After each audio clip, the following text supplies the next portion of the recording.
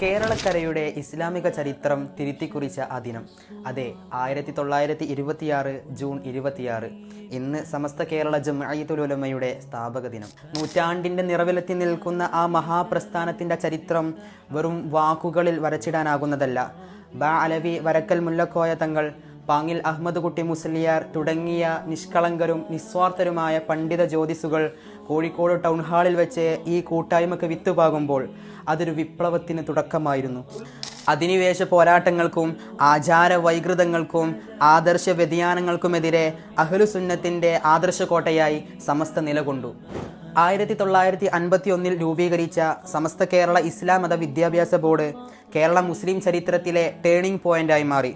മദ്രസ പ്രസ്ഥാനത്തിലൂടെ ലക്ഷക്കണക്കിന് വിദ്യാർത്ഥികൾക്ക് മതഭൗതിക സമന്വയ വിദ്യാഭ്യാസം ഉറപ്പാക്കി. ഇന്ന് നമ്മൾ കാണുന്ന SNEC, ജാമിയ നൂരിയ പോലെയുള്ള ഉന്നത വൈജ്ഞാനിക സംവിധാനങ്ങൾ സമസ്ത തീർത്ത നവോത്ഥാന മുന്നേറ്റത്തിൻ്റെ ലോകോത്തര മാതൃകകളാണ്.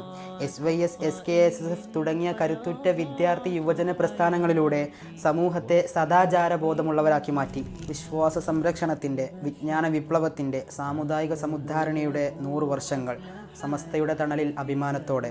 മൺമറഞ്ഞുപോയ എല്ലാ ഉലമാക്കളുടെയും ഉമറാക്കളുടെയും പ്രവർത്തകരുടെയും ദറജ അല്ലാഹു തആല ഉയർത്തി കൊടുക്കുമാറാകട്ടെ. ആമീൻ യാ റബ്ബൽ ആലമീൻ. അസ്സലാമു അലൈക്കും വറഹ്മത്തുള്ളാഹി.